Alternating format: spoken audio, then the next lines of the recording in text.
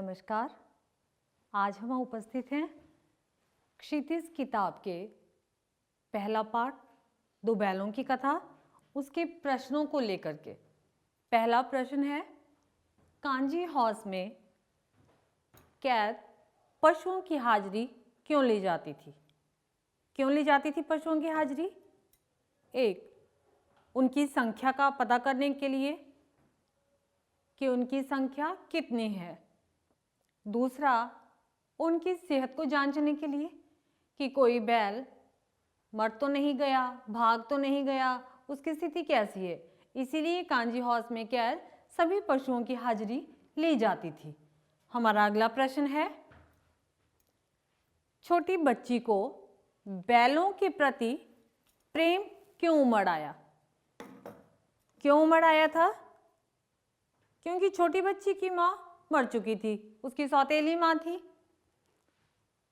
उसे लगता कि जिस तरह से उसकी सौतेली माँ पूरा दिन काम करवा कर उसे खाने के लिए रूखा सूखा देती है, उसी प्रकार गया भी उन बैलों से बहुत काम लेता था और खाने के लिए रूखा सूखा देता था। तो बच्ची को उनके साथ आत्मीयता थी, इसलिए उसे उनके ऊपर प्रेम आता था।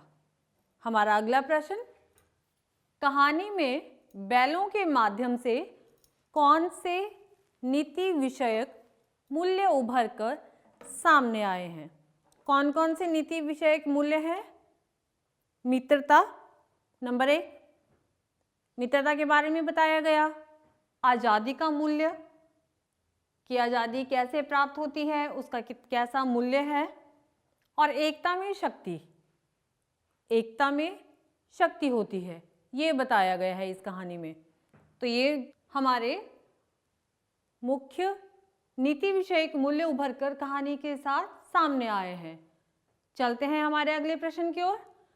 अगला प्रश्न है, प्रस्तुत कहानी में प्रेमचंद जी ने गधे की किन स्वभावगत विशेषताओं के आधार पर उसके प्रति रूढ़ अर्थ मूर्ख का प्रयोग ना कर किस नए अर्थ की ओर संकेत किया है? वैसे तो गधे के लिए रूढ़ होता है जिसको हम बदल नहीं सकते।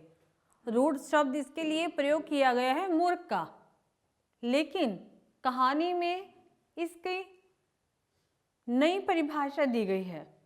इसके जो स्वभावगत गुण हैं, जैसे अक्रोधी, सुख दुख में संभावी, असंतोष प्रकट ना करना, गुस्सा ना करना, ये सब जो गुण हैं वो सभी गुण ऋषि मुनियों में भी पाए जाते हैं। तो कहानी के माध्यम से नया जो हमारी परिभाषा है, इसकी इन गुणों की तुलना ऋषि मुनियों से की गई है। नेक्स्ट क्वेश्चन है हमारा, किन घटनाओं से पता चलता है हीरा और मोती में गहरी दोस्ती थी? अब किन घटनाओं से पता चलता है? दोनों एक साथ नान में मुंह डालते और एक साथ बाहर निकालते थे। दोनों एक दूसरे को सूंघ कर, चाट कर आपस में प्रेम प्रदर्शित करते थे।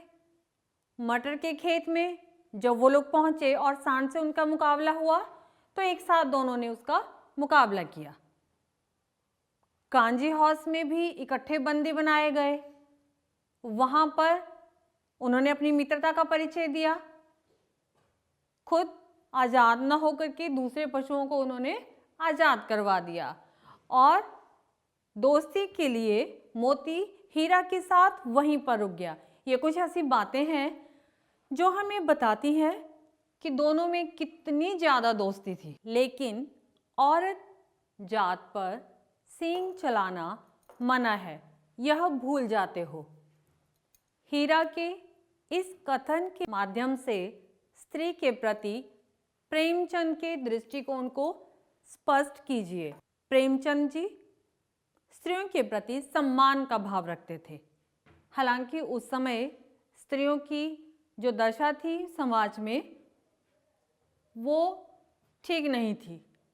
स्त्रियां पुरुषों के ऊपर आश्रित थी, उनके ऊपर हाथ उठाना इत्यादि ये नॉर्मल बात थी उस समय। लेकिन सभ्य समाज का कोई कायदा कानून होता है और वहाँ स्त्रियों के ऊपर हाथ उठाना कायरता की निशानी माना जाता है। यही इस प्रश्न में स्पष्ट किया गया। अगला प्रश्न है हमारा प्रश्न नंबर 7।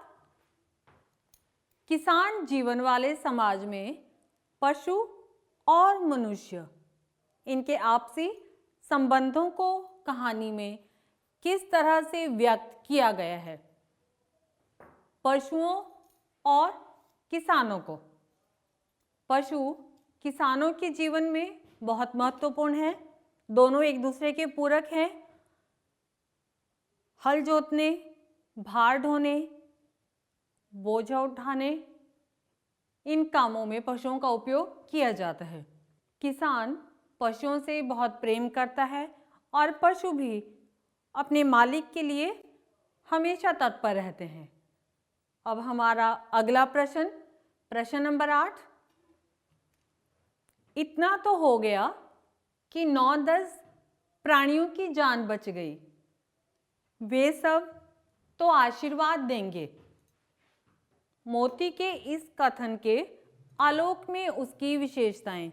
अब ये उस समय की बात है जब कांजी हॉर्स में उसने अन्य जानवरों को भगा दिया था। इस कथन के आलोक में उसकी विशेषताएं, मोती की विशेषताएं बतानी है आपको इस प्रश्न में। तो वो साहसी था, आक्रामक होते हुए भी परोपकारी था। खुद तो नहीं जा पाया लेकिन दूसरे जानवरों को उसने भगा दिया। साहसी था, अपना साहस का परिचय देता है और मित्रता के प्रति कटिबद्ध था, यानी वो एक सच्चा मित्र था। आशय स्पष्ट कीजिए। आशय यानी जो लाइंस आपको दी गई है उसका अर्थ बताना है अपने शब्दों में। क भाग, अवश्य ही उनमें कोई ऐसी शक्ति थी जिससे जीवों में श्रेष्ठता का दावा करने वाला मनुष्य वंचित है। किसमें ऐसी शक्ति थी? पशुओं में। पशुओं में ऐसी शक्ति होती है मूक भाषा में बात करने की, कि बिना कहे वो एक दूसरे की बात को समझ लेते हैं। उनमें ऐसी शक्ति है जिसे श्रेष्ठता का दावा करने वाला अपने आप को सबसे श्रेष्ठ मनुष्य समझता है, लेकिन उसके पास भी ये शक्ति नहीं है। अगला, उस एक रोटी से उनकी भूख तो क्या शांत होती, परंतु दोनों के हृदय को मानो भोजन मिल गया। जब छोटी बच्ची उन्हें एक एक रोटी देती तो अब बैलों की भूख तो क्या ही शांत होती। हट्टे कट्टे तंदुरुस्त बैल, एक रोटी से क्या बनता उनका। लेकिन जिस प्रेम के साथ वो बच्ची उन्हें वो रोटी देती थी, ऐसा लगता था जैसे उनके हृदय को खाना मिल गया, हृदय को भोजन मिल गया और वो संतुष्ट हो गए। प्रश्न नंबर 10। गया ने हीरा मोती को सूखा भोजन खाने के लिए क्यों दिया?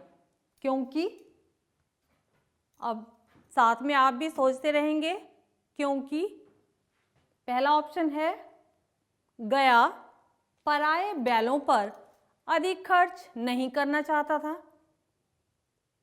दूसरा, गरीबी के कारण खली आदि खरीदना उसके बस का नहीं था। खली एक पदार्थ है जो पशुओं के चारे में मिलाया जाता है। तीसरा, वह हीरा मोती के व्यवहार से दुखी था। उसे खली आदि की जानकारी नहीं थी। तो साथ साथ आपने सोचा इसका क्या होगा आंसर? जी, क्योंकि वह हीरा और मोती के व्यवहार से दुखी था। उन्होंने रास्ते भर गया को बहुत परेशान किया था, तो वो उनके व्यवहार से दुखी था। ये थे हमारे दो बैलों की कथा पाठ के प्रश्न उत्तर। इन प्रश्नों के साथ एग्जाम में ये प्रश्न 2-2 नंबर के आते हैं। जरूरी नहीं है इसी चैप्टर से आपको आएंगे, एक क्वेश्चन कोई आएगा बाकी दूसरे पार्ट से। लेकिन ऐसे जो प्रश्न हैं वो 2-2 नंबर के आते हैं, टोटल आते हैं 8 या 10 नंबर के। अभी तक का दो बैलों की कथा के साथ हमारा सफ़र यहीं समाप्त होता है। अब दो बैलों के कथा के मुख्य बिंदुओं को हम अपने अगले वीडियो में लेकर आएंगे एग्ज़ाम पैटर्न के हिसाब से। तब तक के लिए नमस्कार।